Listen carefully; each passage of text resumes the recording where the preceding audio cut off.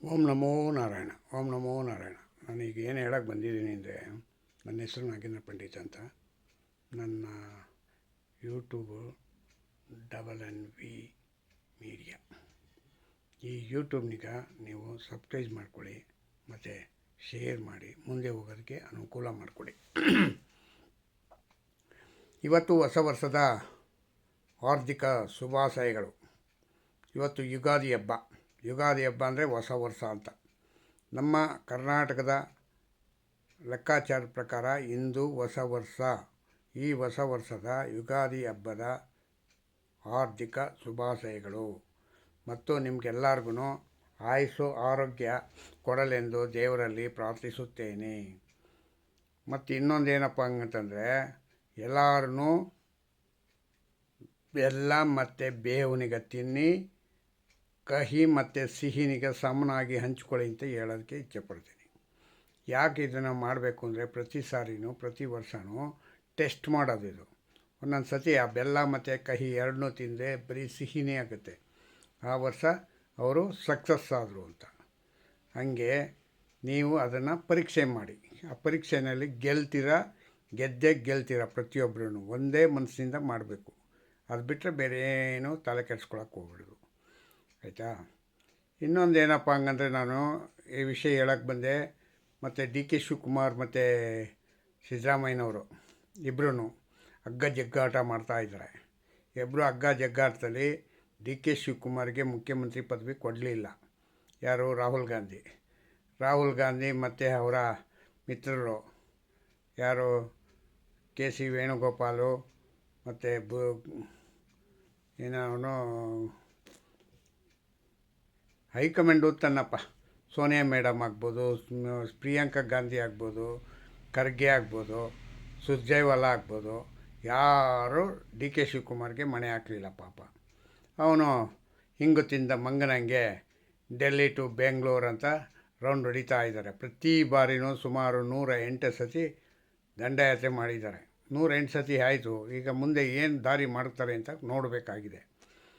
ಯಾಕೆ ಹಂಗಾಯ್ತು ಅಂತಂದರೆ, ಇಲ್ಲಿರ್ತಕ್ಕಂಥ MLAಗಳು 140 ಜನನೂ ಮುಂದ್ಗಡೆ DK ಶಿವಕುಮಾರ್ಗೆ ಜೈ ಅಂತಾರೆ, ಹಿಂದ್ಗಡೆ ಬೈತಾರೆ. ಹಂಗಾಗಿ DK ಶಿವಕುಮಾರ್ಗೆ ಮುಖ್ಯಮಂತ್ರಿ ಮಾಡೋಕ್ಕೆ ಬಿಡದೇ ಇರ್ತಕ್ಕಂಥದ್ದು MLAಗಳೇ. ಈ MLAಗಳೆಲ್ಲ ಮತ್ತು ಕೆಲವು ಮಂತ್ರಿಗಳಿದ್ದಾರೆ. ಯಾರು? DK ಶಿವಕುಮಾರ್ಗೆ ವಿರೋಧಿಯಾಗಿರ್ತಕ್ಕಂಥ ಮಂತ್ರಿಗಳು. ಇವರು ಬೇಳೆ ಬೇಯಿಸ್ಕೊಳ್ಳೋಕೆ ಏನು ಬೇಕೋ ಹಂಗೆ ಸಿದ್ದರಾಮಯ್ಯನ ಬಕೀಟು ಇನ್ನು ಇದೆಲ್ಲ ಸಣ್ಣ ಪುಟ್ಟದ್ದೇನೂ ಅಲ್ಲ, ಬಕೀಟ್ ಹಿಡ್ಕೊಂಡು ಅವ್ರ ಹಿಂದೆಯೇ ಸುತ್ತಾ ಇರ್ತಾರೆ. ಯಾರ್ದು ಹಿಂದೆ? ಸಿದ್ದರಾಮಯ್ಯನ ಹಿಂದೆ. ಸಿದ್ದರಾಮಯ್ಯನಿಗಾದ್ರೂ ಒಳ್ಳೆ ಬುದ್ಧಿ ಕಲಿಸೋರ? ಅದೂ ಇಲ್ಲ. ಅವ್ರಿಗೂ ಒಳ್ಳೆ ಬುದ್ಧಿ ಇಲ್ಲ, ಈ ಅಪ್ಪನಿಗೂ ಒಳ್ಳೆ ಬುದ್ಧಿ ಇಲ್ಲ. ಕೊಡ್ತೀನಿ ಅಂದರೆ ಆಸೆ, ಹೊಡಿತೀನಿ ಅಂದರೆ ಭಯ. ಕೊಡ್ತೀನಿ ಅಂತನೂ ಇಲ್ಲ, ಹೊಡಿತೀನಿ ಅಂತನೂ ಇಲ್ಲ. ಏನು ಮಾಡಬೇಕು ಅವರು ಪಾಪ DK ಶಿವಕುಮಾರು? ಈಗ ಅತಂತ್ರ ಸ್ಥಿತಿನಲ್ಲಿ ಇದ್ದಾರೆ. ಈಗ ಅತಂತ್ರ ಸ್ಥಿತಿ ಅಂತಂದರೆ ಹಂಗಿಂಗಲ್ಲ, ಸ್ವಲ್ಪ ಗಿಲ್ಪ ಅಲ್ಲ, ಡಬಲ್ ಅತಂತ್ರ ಸ್ಥಿತಿ ಆಗ್ಬಿಟ್ಟವ್ರೆ. ಈಗ ಏನು ಮಾಡಬೇಕು ಅಂತ ಅವ್ರಿಗೆ ತಲೆನೂ ಓಡ್ತಾ ಇಲ್ಲ, ಬುದ್ಧಿನೂ ಓಡ್ತಾ ಇಲ್ಲ. ಏನು ಮಾಡೋದವರು? ಈಗ ರಾಜ್ಯಾದ್ಯಂತ ದೇಶಾದ್ಯಂತ ನಾನು ನಾನು ಹಿಂಗೆ ಮಾಡಿದ್ದೀನಿ, ನಾನು ಆ ಥರ ಕೆಲಸ ಮಾಡಿದ್ದೀನಿ ಅಂತ ಕೂಗಾಡ್ಕೊಂಡು ಕಿಚ್ಚಾಡ್ಕೊಂಡು ಓಡಾಡ್ತಾ ಇದ್ದ ವ್ಯಕ್ತಿ ಈಗ ಟುಸ್ ಪಟಾಕಿ ಕೂತಿದ್ದಾರೆ. ಅರ್ಥಾಯ್ತಾ? ಅದು ಮತ್ತು ಇದರಲ್ಲೇನೋ ಯಾರು ಇವರು ಸಭಾಧ್ಯಕ್ಷರು, ವಿಧಾನಸಭೆಯಲ್ಲಿ ಟುಸ್ ಪಟಾಕಿ ಸಭಾಧ್ಯಕ್ಷರು, ಅವರು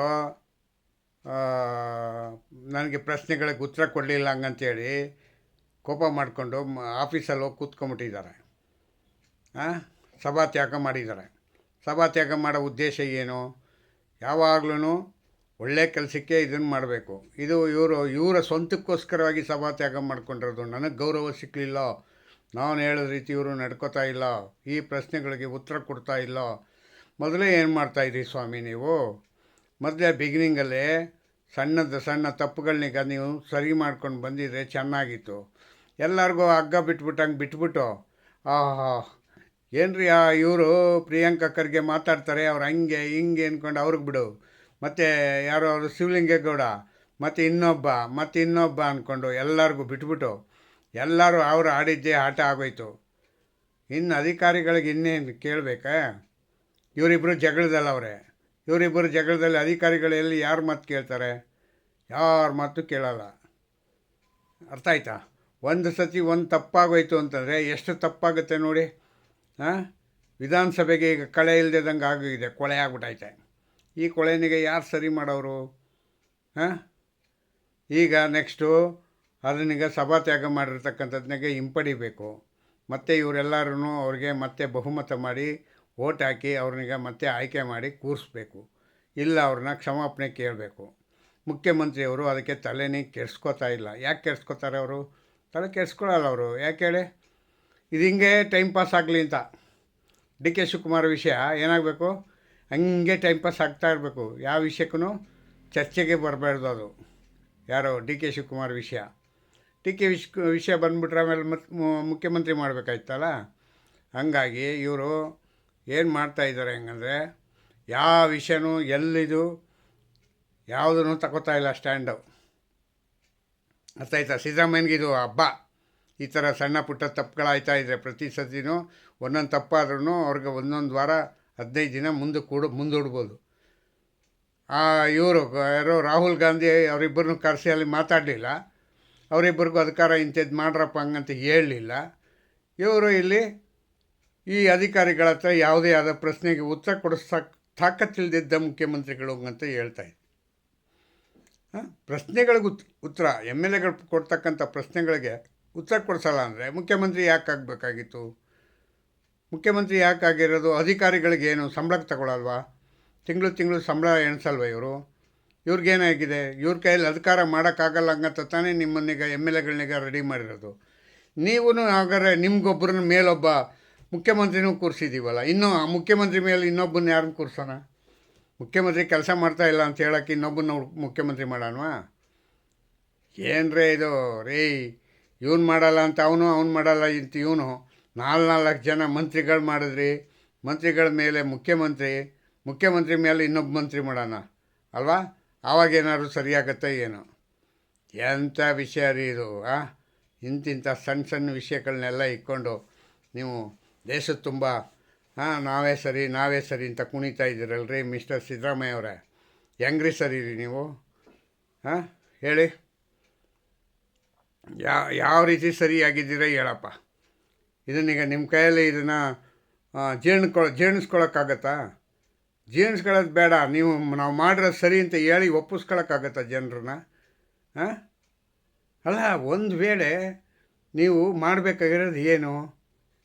ನಿಮ್ಮ ಅಧೀನದಲ್ಲಿರ್ತಕ್ಕಂಥ ಅಧಿಕಾರಿಗಳ ಹತ್ರ ನೀವು ಪ್ರಶ್ನೆಗೆ ಉತ್ತರ ತೆಗೆಸ್ಕೊಳ್ಳಿಲ್ಲ ಹಂಗಂದಮೇಲೆ ನೀವು ಯಾಕಪ್ಪ ಮುಖ್ಯಮಂತ್ರಿ ಆಗಬೇಕು ಹೇಳಿ ಸಿದ್ದರಾಮಯ್ಯ ಅವರೇ? ಅಲ್ಲ ರೀ, ವಿರೋಧ ಪಕ್ಷಕ್ಕೆ ಬರೀ ಮಾತಿಗೆ ಜಾಗ ಕೊಟ್ಬಿಟ್ಟು ನಾವೇನೂ ಮಾಡಿಲ್ಲ, ಮೋದಿನಿಗೆ ಗ್ಯಾಸು ಸಿಲಿಂಡ್ರ್ ಬಂದಿಲ್ಲ ಹಂಗಂದರೆ 185 ರೂಪಾಯಿ ಜಾಸ್ತಿ ಮಾಡಿಬಿಟ್ಟವ್ರೆ ಆ ಸಿಲಿಂಡ್ರದ್ದು. ಎಂಥ ಕಾಲದಲ್ಲಿ ಜಾಸ್ತಿ ಆಯಿತು? ಅದೇನು ಕಾಲ ಅಂತರ ಏನೂ ಇಲ್ವಾ? ಸಮಯ ನೋಡೋಂಗಿಲ್ವಾ? ಸಿದ್ದರಾಮಯ್ಯ ಅವರೇ, ಏನು ರೀ ಇಂಥ ಕಷ್ಟ ಕಾಲದಲ್ಲೂ ಕೂಡ ಯಾರನ್ನ ಹೆಂಗೆ ಹೊಗಳ್ಬೇಕು, ಹೆಂಗೆ ತೆಗಳ್ಬೇಕು ಅನ್ನೋದು ಇದು ಬೇಡವಾ? ನೀವೇನು ಮಾಡಿದ್ದೀರಾ? ನೀವು ಇರ್ತಕ್ಕಂಥ ಎಲ್ಲ ಇದಕ್ಕೂ ಜಾಸ್ತಿ ಮಾಡಿದ್ದೀರಪ್ಪ. ಯಾವ್ದು ಕಮ್ಮಿ ಮಾಡಿದ್ದೀರಾ? ಹಾಸ್ಪಿಟಲಿಂದ ಹಿಡಿದು ಡಾಕ್ಟ್ರದು ಸತ್ತವರಿಂದ ಹಿಡಿದು ಹುಟ್ಟಿದವ್ರಿಗೂ ಕೂಡ ಎಲ್ಲದಕ್ಕೂ ಚಾರ್ಜ್ ಜಾಸ್ತಿ ಮಾಡಿದ್ದೀರ. 159 200 ನಾನು ಕೂತ್ಕೊಂಡು ಎಲ್ಲ ಒಂದು ಸತಿ ಲೆಕ್ಕ ಹಾಕಿದೆ. ಎಲ್ಲದ್ರ ಮೇಲೂ ಜಾಸ್ತಿ ಮಾಡಿರ್ತಕ್ಕಂಥದ್ದೇ. ಅಶೋಕ್ ಅದು ಯಾವುದೋ ದೊಡ್ಡ ಪಟ್ಟಿನೇ ತಗೊಂಬಂದು ತೋರಿಸಿದ್ನಪ್ಪ, ನೀವು ಇಂಥದ್ದೆಲ್ಲ ಜಾಸ್ತಿ ಮಾಡಿದ್ದೀರಿ ಅಂತ. ಎಲ್ಲಿ ನೀವು ಸರಿ ಮಾಡಿಕೊಂಡ್ರಿ ಮಿಸ್ಟರ್ ಸಿದ್ದರಾಮಯ್ಯ ಅವರೇ? ಇಷ್ಟು ಹೇಳಿ ನಾನು ಇಲ್ಲಿಗೆ ನನ್ನ ಮಾತಿಗೆ ಮುಗಿಸ್ತೀನಿ. ಜೈ ಹಿಂದ್, ಜೈ ಕರ್ನಾಟಕ. ಮತ್ತು ಓಂ ನಮೋ ನಾರಾಯಣ.